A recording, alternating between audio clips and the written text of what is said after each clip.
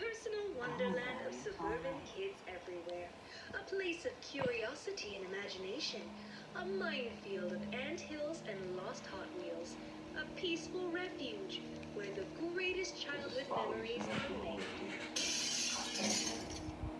Please, nobody can No! get Hello, my geeks and peeps, my explainers and entertainers, my little oodle lollies. Rebecca Parham here. Backyards are great. They have grass and trees and fences. To a kid, they could be the plains of Africa, the jungles of Papua New Guinea, the great wilderness of Alaska, or the perfect place for a treehouse. Can I just go on record to say that I freaking love treehouses? I mean, look at these. They're mystical and woodsy and full of character. And away from people. Look at this one. I want to live there. I want to hook it up with Wi-Fi and a sauna. I want all the local kids to call me the Witch of the Woods and tell stories about how I'll steal your toes if you get too close to my house. I want to be a ghost story. Wait, we're off topic. Backyards, a staple of suburban living. I lived in suburbia as a kid with all the trimmings. Neighborhood kids to play with, nearby woods to explore, a school I could walk to and from. And you can't forget your standard issue bully that lives up the street. My bully kid was named Jocko. Now, Jocko wasn't your run-of-the-mill bully kid. You know, the big thundering monsters that you stay away from at all costs, like a Canker Sister or a Flats the Flounder. No. Jocko was more like Buford from Phineas and Ferb. Still a bully, but one that got involved in the adventures, and you invited over for a game of baseball sometimes. He was a weird one for sure. One time we were over at his house in his backyard, and he needed to, release the hounds. But instead of going inside and doing his business like a normal person, he popped a squat right there in the grass and made fertilizer. And then his dog ate it. He also once found a lighter in our backyard and decided that he wanted to make a campfire. And my sister and I were just like, yeah, sure, sounds fun. At some point during our tomfoolery of gathering things to incinerate in our campfire, Jocko wanted to act all tough, so he pointed the lighter at me and my sister and lit it. Just so happens, at that moment, my mom looked up from doing the dishes and saw that through the kitchen window, and she ran out screaming at us. Unsurprisingly, Jocko had to go home. Glad she caught us, too, because we weren't even messing around at that point. We were gonna light a freaking fire. Give the Hellfire and Brimstone Preacher something to talk about, if you know what I mean. Lord, save us from the unholy demons known as the Parham children, thank you, Jesus. Actually, my dad did call me a firebug sometimes when I was a kid because I tended to like fire, and still kind of do. Hey, it's warm and pretty and gets rid of evidence. Everything you want in a boyfriend. But the big story that I remember about Jocko was the tree incident. One day, my sister and I were playing baseball with Jocko in our backyard when one of us hit the ball over the fence into the neighbor's yard. Our neighbor wasn't home and their backyard gate was locked, so Jocko came up with a bright idea. He began climbing our giant oak tree so he could swing over to the neighbor's tree, climb down, and retrieve the ball. And Rachel and I just stood there watching him climb, periodically going, "You're gonna fall! We're gonna have to call the fire department to get you down!" Which I think only strengthened his resolve to make his brilliant plan work because he just kept climbing. Now strap in for this one, explainers, it gets good. When he got close to the neighbor's tree and was about 15 feet off the ground, he grabbed a pencil-thin branch in his hands and actually tried to swing to the neighbor's tree like he was freaking Tarzan. Apparently, Jocko has never seen a Wile E. Coyote cartoon because then he would have known better. Who says cartoons rot your brain? Guess what? The branch snapped.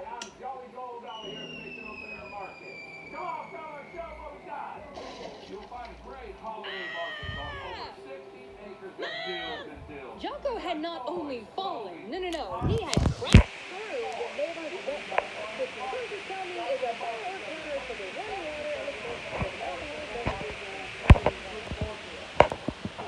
and Jocko completely obliterated this thing. It was like a dinosaur had stepped on it, just went Jocko was screaming so loud that his dad, who was working in their front yard up the street, heard it, came running, and kicked in the neighbor's gate to get to him. He ended up having a broken arm, which I'm still surprised to this day that that's all that happened.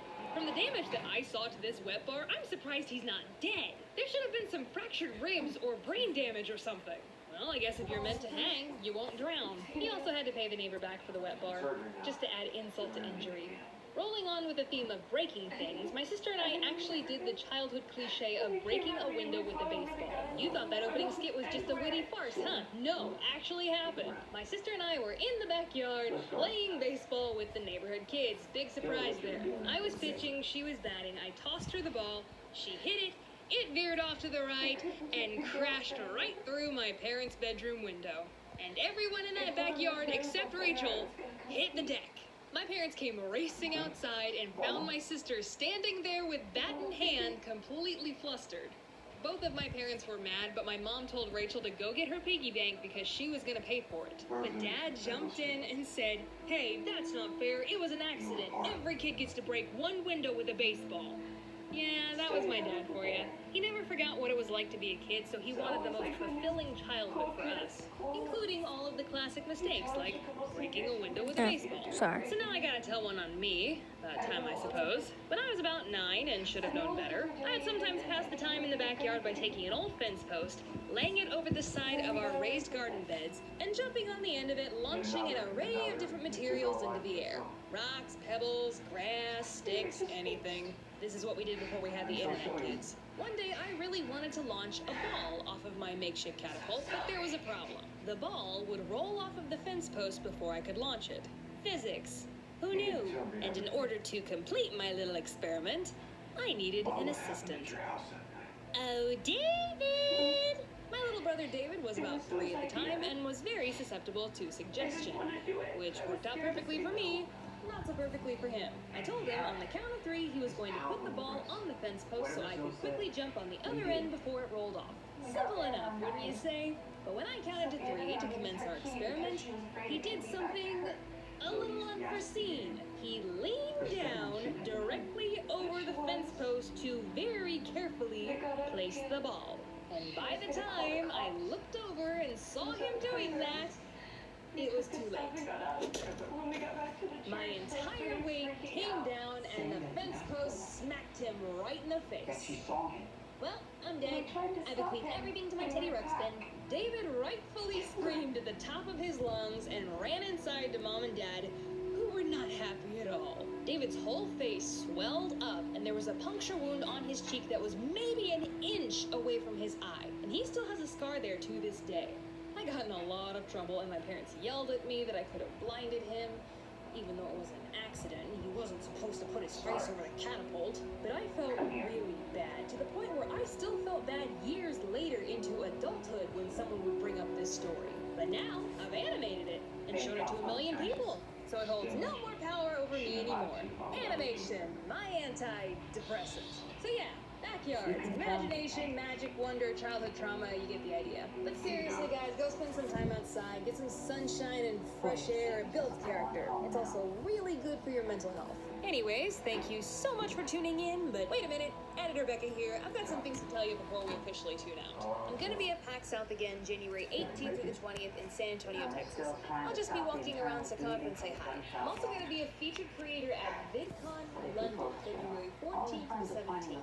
Really excited about that one. It's gonna be my first time in Europe, and they have me doing a lot of cool stuff for the convention, so I hope you can make it. Also, I'm gonna be a featured creator at VidCon London, February 14th to the 7th, February 18th to the 20th. It's also really good for your mental health. Anyways, thank you so much for tuning in, but wait a minute, Editor Becca here. I've got some things to tell you before we officially tune out. I'm gonna be at PAX South again January 18th to the 20th in San Antonio, Texas. I'll just be walking around Secaucus and say hi. I'm also gonna be a featured creator at VidCon London, February 14th to the 17th. Really excited about that one. It's going to be my first time in Europe, and they have me doing a lot of cool stuff for the convention, so I hope you can make it. Also, for those of you who like my singing, I recently did a cover of And Ronaldo from Moana. goodbye.